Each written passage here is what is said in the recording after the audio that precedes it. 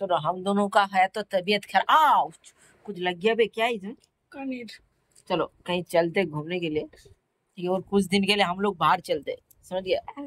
क्योंकि दोनों की तबीयत बिल्कुल नहीं है फिक्स्ड, इसलिए कह रहा हूँ दोनों चलो घूम के आते हैं। होता है हमें।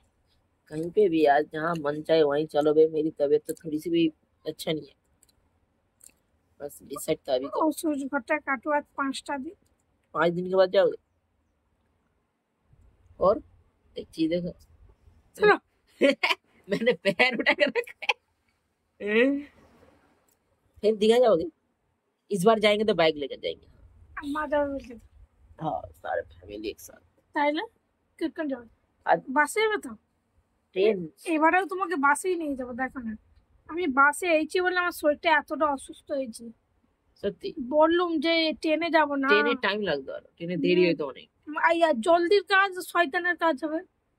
এমনিতে আমরা খুব অসুস্থ।